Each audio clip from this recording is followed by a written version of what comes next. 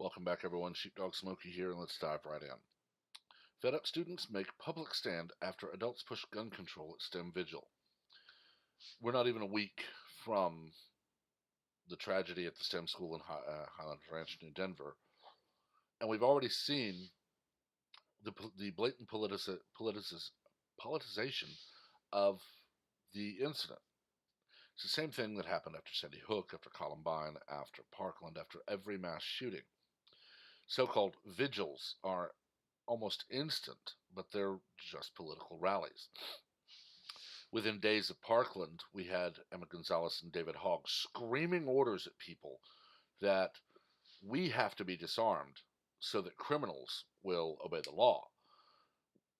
Sandy Hook, of course, the media went nuts about the assault rifle used, even though it was left in the shooter's car.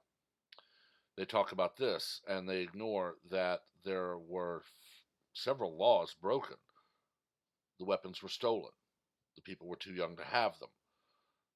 It's illegal to enter a school and kill people. But none of that matters because it's Alinsky 101, never let a tragedy go to waste. If you'll remember, probably all over YouTube at least, I know I saw at least 4 or 5 videos. We have videos of the students walking out to hold their vigil outside where it was not the best of weather because a member of Mom's Demand took the pulpit and began going on a politics-laden diatribe for gun control and using teenagers' deaths to advance her own political agenda.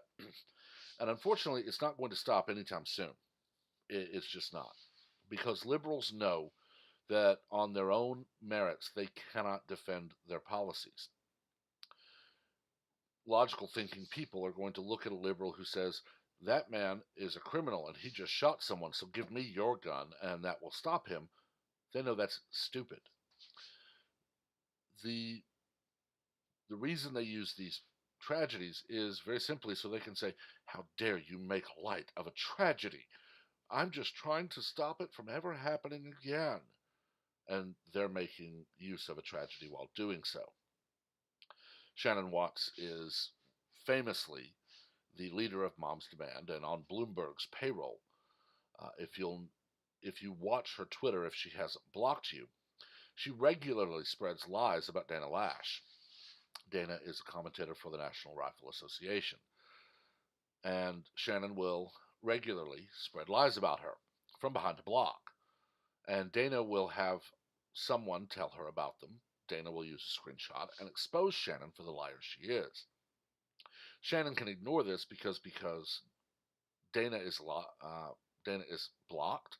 Shannon never sees the tweets that Dana sends because Dana's blocked. So she can just roll along with all of her lies while more and more people see them for the lie they are. An example is last year when the National Rifle Association was in Dallas for their annual meeting. I believe it was Shannon. It may have been Alyssa. I don't know. But one of them tweeted that Dana Lash had just shown up and threatened them.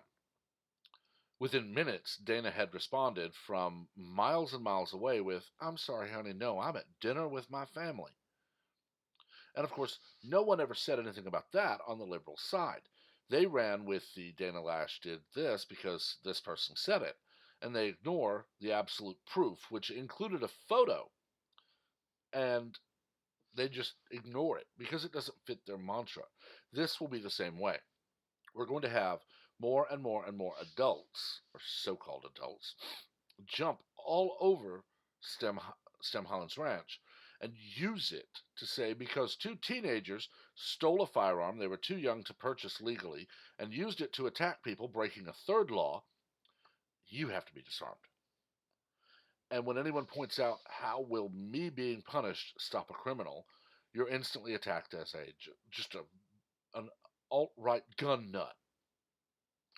Of course, Kamala Harris has already kind of slipped up by admitting she is a gun owner. Dianne Feinstein has admitted that she carried a pistol illegally in California years and years ago because, well, she had to go through a dangerous neighborhood. But when people point out that criminals don't obey laws, well, you're just an alt-right gun nut. It's very simple. When you look at this story,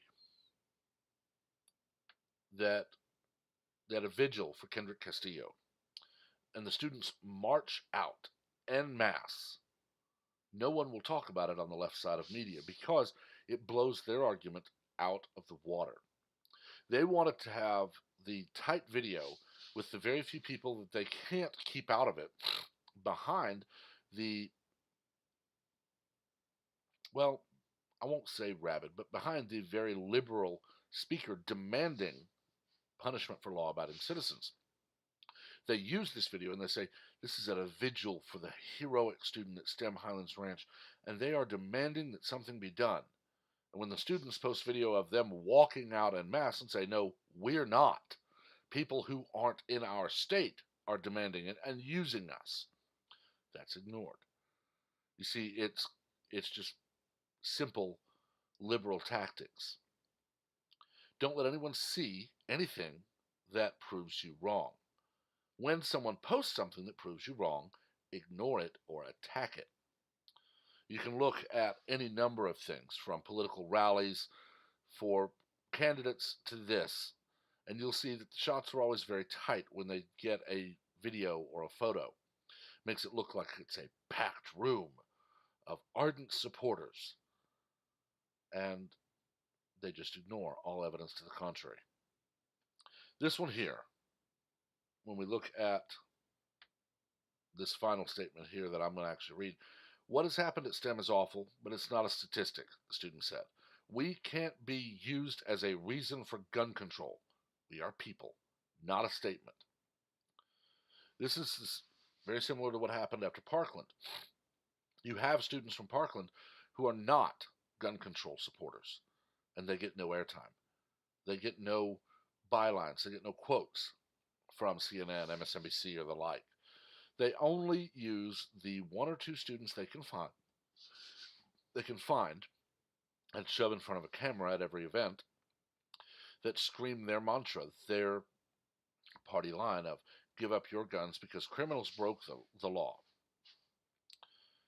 They have nothing else.